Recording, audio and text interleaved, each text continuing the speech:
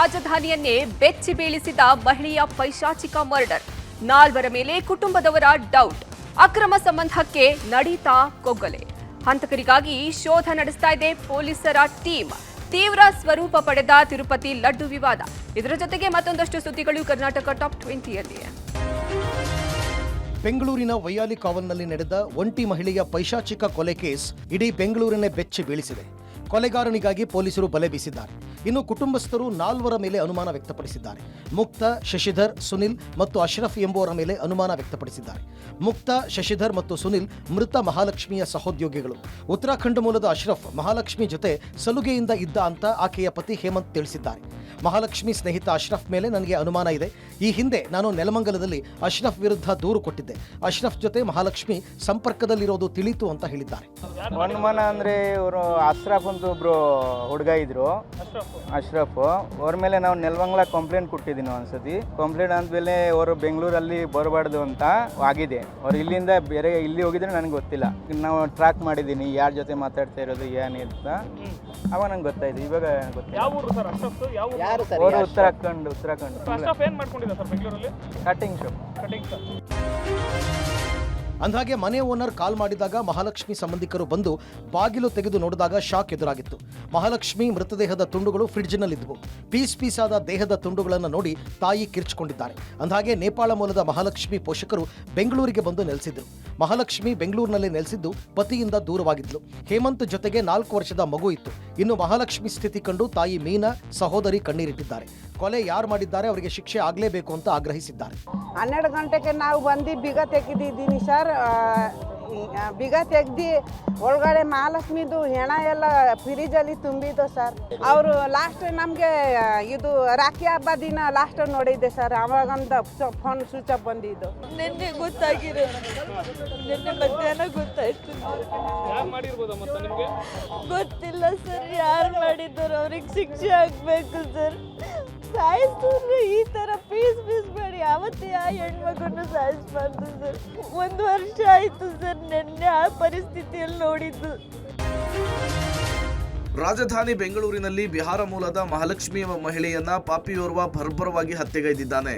ದೇಹವನ್ನ 50ಕ್ಕೂ ಹೆಚ್ಚು ಪೀಸ್ ಮಾಡಿ ಫ್ರಿಡ್ಜ್ನಲ್ಲಿ ಇಟ್ಟಿದ್ದ. ಮಾಸ್ಟರ್ ಪ್ಲಾನ್ ಮಾಡಿಯೇ ಹತ್ಯೆಗೈದಿದ್ದಾನೆ ಅಂತ ಅಂದಾಜಿಸಲಾಗಿದೆ.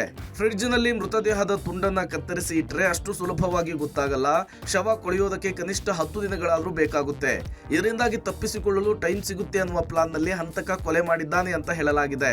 ಅಷ್ಟೇ ಅಲ್ಲ, ಫ್ರಿಡ್ಜ್ ಅನ್ನ ಆನಲ್ಲಿಟ್ಟರೆ ವಾಸನೆ ಬರೋದಿಲ್ಲ ಅಂತ ಹೇಳಿ ಅರಿತೇನೆ ಫ್ರಿಡ್ಜ್ ಆನಲ್ಲಿಟ್ಟು ಹೋಗಿದ್ದ. ಪೊಲೀಸರ ಅಂದಾಜಿನ ಪ್ರಕಾರ ಈ ತಿಂಗಳ ಆರಂಭದಲ್ಲಿಯೇ ಕೊಲೆ ಮಾಡಿರುವ ಶಂಕೆ ವ್ಯಕ್ತವಾಗ್ತಿದೆ. ಇನ್ನು ಕೃತ್ಯಕ್ಕೆ ಬಳಸಿದಂತಹ ಚಾಕುವನ್ನು ಕೂಡ ತೆಗೆದುಕೊಂಡು ಪರಾರಿಯಾಗಿದ್ದಾನೆ. ಹೀಗಾಗಿ ಆರೋಪಿಯ ಜಾಡನ್ನ ಪತ್ತೆ ಮಾಡುವುದೇ ಪೊಲೀಸರಿಗೆ ಸವಾಲಾಗಿದೆ. ಸದ್ಯ ಮಹಿಳೆ ಮಹಾಲಕ್ಷ್ಮಿಯನ್ನ ಪಿಕಪ್ ಡ್ರಾಪ್ ಮಾಡ್ತಾ ಇದ್ದವನಿಗೆ ಪೊಲೀಸರು ಬಲೆ ಬೀಸಿದ್ದಾರೆ.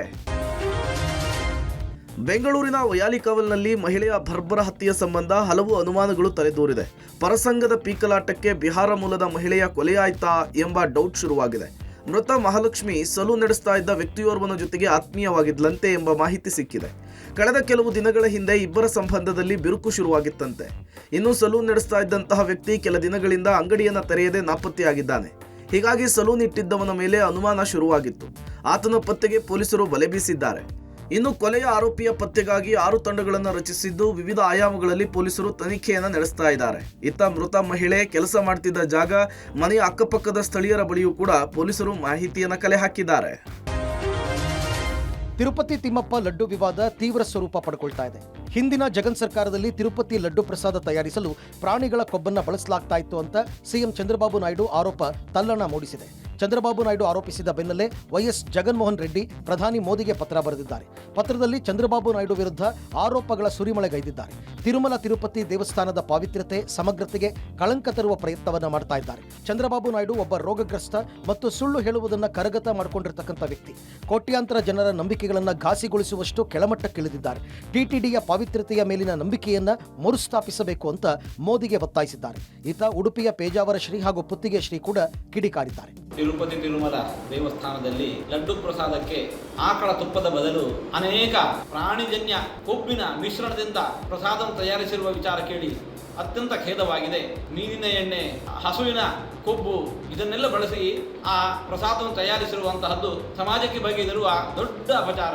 ತಿರುಪತಿಯ ಲಡ್ಡುವಿನ ಬಗ್ಗೆ, ಅಲ್ಲಿಯ ಪ್ರಸಾದದ ಬಗ್ಗೆ ಇಡೀ ಹಿಂದೂ ಸಮಾಜಕ್ಕೆ ವಿಶೇಷವಾದ ಗೌರವ ಶ್ರದ್ಧೆಗಳು ಇರುವಾಗ ಇಂತಹ ಒಂದು ಹೇಯವಾದಂತಹ ಒಂದು ಪ್ರಕರಣವನ್ನು ಕೇಳಿ ತುಂಬ ಘಾಸಿಯಾಗಿದೆ, ತುಂಬ ಆಘಾತವಾಗಿದೆ. ಈ ಹಿನ್ನೆಲೆಯಲ್ಲಿ ನಾವು ಆಲೋಚನೆ ಮಾಡಿದಾಗ ನಮ್ಮ ಹಿಂದೂ ಧರ್ಮದ ರಕ್ಷಣೆಗೆ, ನಮ್ಮ ದೇವಸ್ಥಾನಗಳು ಮತ್ತು ಮಠಗಳ ರಕ್ಷಣೆಗೆ ನಾವು ಸರಕಾರಗಳ ಹಿಡಿತದಿಂದ ತಪ್ಪಿಸಿಕೊಳ್ಳುವುದೇ ಬಹಳ ಮುಖ್ಯವಾದಂತಹ ಒಂದು ವಿಚಾರವಾಗಿದೆ.